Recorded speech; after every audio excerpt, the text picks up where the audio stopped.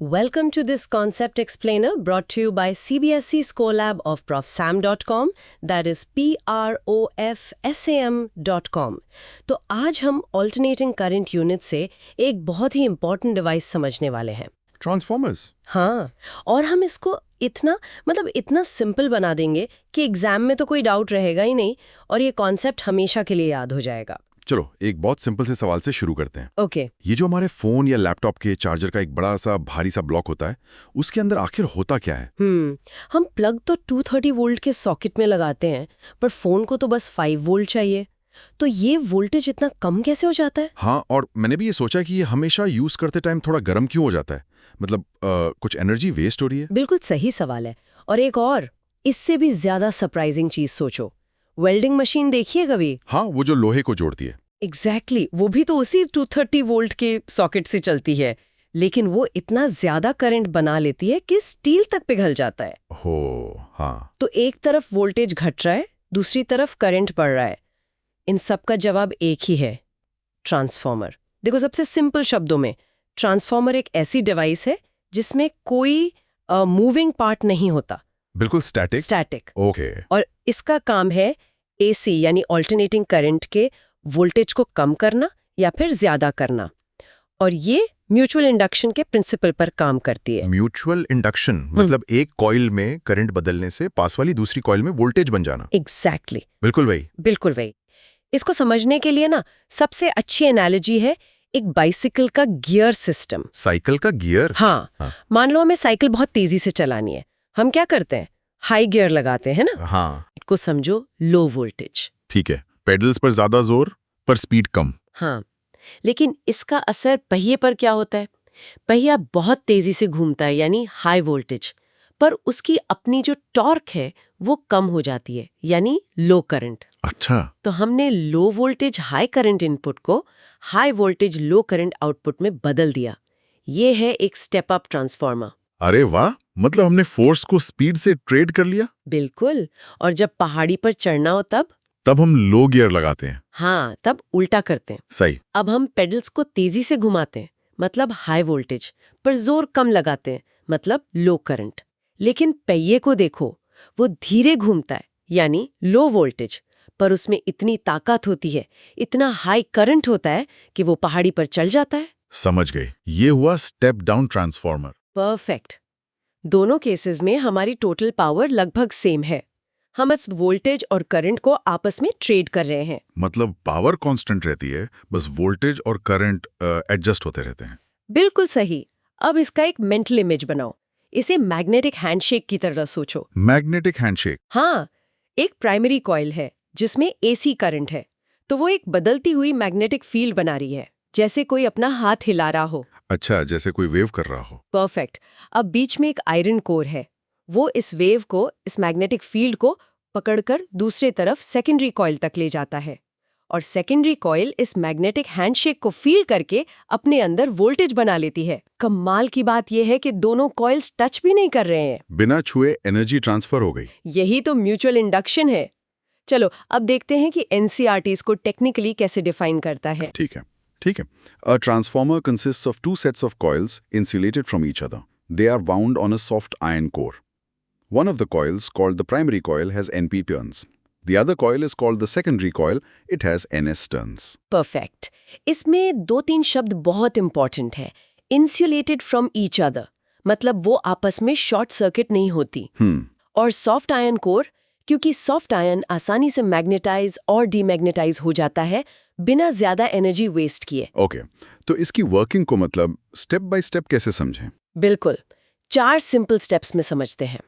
Step 1, हम primary coil जिसमें NP turns है उसमें एसी करंट देते हैं.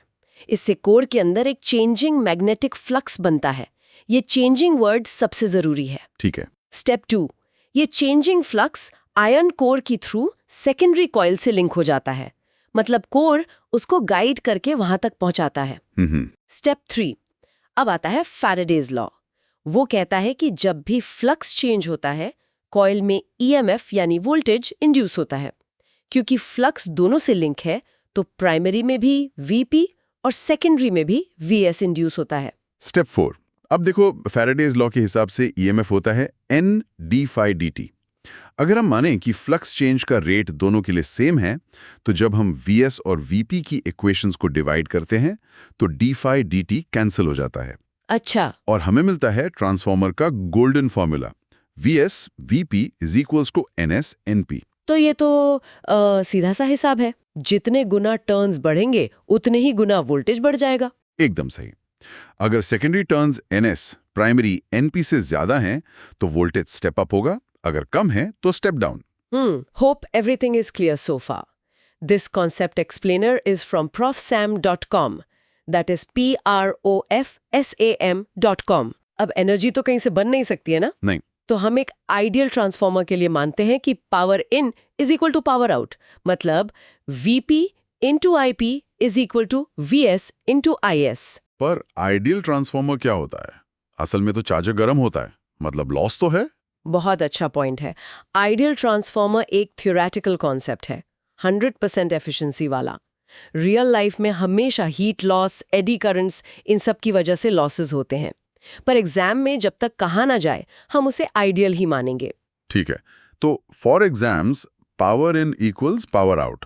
यस, तो Vp times IP is equal to Vs times IS। इससे हमें करंट का रिलेशन मिलता है, IPIS is equal to VS VP। और हमें पता है कि VS VP तो NS NP होता है। तो IPIS is equal to NS NP। अरे ये तो टर्न्स रेशियो का उल्टा है। एग्जैक्टली, यही की पॉइंट है। वोल्टेज बढ़ेगा तो करंट घटेगा, इनवर्सली प्रोपोर्शनल। चलो एक छोटा सा एग्जाम्पल करते हैं। मान लो एक स्टेप डाउन ट्रांसफॉर्मर है, प्राइमरी वोल्टेज है 2200 वोल्ट्स और टर्न्स का रेशियो NP.NS है 10:1। सेकेंडरी वोल्टेज कितना होगा? फॉर्मूला है VS VP is equal to NS NP। तो NS NP हुआ 1:10, तो VS होगा 2200 का 1:10, 220 वोल्ट्स। परफेक्ट। देखा, हाई वोल्टेज लो करंट को लो वोल्टेज हाई करंट में बदल दिया। अब आते हैं उन साइलेंट किलर्स पर, वो गलतियां जो एग्जाम में मार्क्स कटवाती हैं। ओके। मिसकंसेप्शन 1, स्टूडेंट सोचते हैं कि ट्रांसफॉर्मर्स डीसी बैटरी पर भी काम करते हैं। ये बिल्कुल गलत है। क्यों? क्योंकि ट्रांसफॉर्मर को चाहिए changing magnetic flux. DC current तो कांस्टेंट होता है, तो उसकी मैग्नेटिक फील्ड भी कांस्टेंट होगी। ओहो, तो मतलब नो चेंज नो इंडक्शन। अगर फ्लक्स चेंज नहीं होगा तो कुछ भी इंड्यूस नहीं होगा। एग्जैक्टली। उल्टा अगर डीसी से कनेक्ट किया तो प्राइमरी कॉइल में कोई बैक ईएमएफ नहीं बनेगा और वो बहुत हैवी करंट खींचकर गर्म होगी और जल जाएगी। हाँ, जल जाएगी। तो याद रखना, transformer works on AC only. ठीक है, ये याद रहेगा। फ्री एनर्जी ना, ये तो law of conservation of energy के खिलाफ है। बिल्कुल। ट्रांसफॉर्मर पावर नहीं बढ़ाता। आइडियल केस में अगर वोल्टेज 10 गुना बढ़ा तो करंट 10 गुना कम हो जाएगा, ताकि पावर मतलब V इंटू I कांस्टेंट रहे। राइट। हम बस वोल्टेज और करंट को ट्रेड कर रहे हैं। चलो अब इसे हमेशा याद रखने के लिए कुछ मेमोरी एंकर्स बनाते हैं। ठीक है। एक simple mnemonic, step up is equal to voltage up. जैसे ही स्टेप अप सुनो, बस याद रखो वोल्टेज बढ़ रहा है, मतलब करंट कम हो रहा है। ये आसान है। एक कैची फ्रेज है, transformers are the gear box of electricity. जैसे साइकिल का गियर स्पीड और टॉर्क को ट्रेड करता है, ट्रांसफॉर्मर वोल्टेज और करंट को ट्रेड करता है। गियर बॉक्स ऑफ इलेक्ट्रिसिटी, ये अच्छा है, याद रहेगा। और एक और तरीका, सोचो पावर तुम्हारी जेब में रखा हुआ पैसा है। स्टेप डाउन ट्रांसफॉर्मर क्या करता है? एक 500 के नोट को 10-10 के 50 सिक्कों में बदल देता है। नंबर 1, ट्रांसफॉर्मर एक स्टैटिक डिवाइस है जो म्यूचुअल इंडक्शन के प्रिंसिपल पर एसी वोल्टेज को स्टेप अप या स्टेप डाउन करता है। नंबर 2, ये सिर्फ और सिर्फ एसी पर काम करता है क्योंकि इसे चेंजिंग मैग्नेटिक फ्लक्स चाहिए। डीसी पर ये जल जाएगा। बिल्कुल। एंड नंबर 3, एक आइडियल ट्रांसफॉर्मर में पावर कंजर्व रहती है, वोल्टेज और करंट इनवर्सली प्रोपोर्शनल होते हैं। और जाते जाते एक सवाल, अगर एक step up transformer low voltage को हाई वोल्टेज बना सकता है, तो क्या हम एक छोटी 12 वोल्ट की कार बैटरी जो कि डीसी होती है, उससे ट्रांसफॉर्मर लगाकर 220 वोल्ट पैदा कर सकते हैं? सोचिएगा, ट्रांसफॉर्मर का कौन सा फंडामेंटल प्रिंसिपल हमें ऐसा करने से रोकता है। 12th CBSE फिजिक्स, केमिस्ट्री और मैथ्स में मैक्सिमम मार्क्स लाने के लिए profsam.com पर विजिट करें। That is PROF Sam, right? Yes, profsam.com. See you in the next one.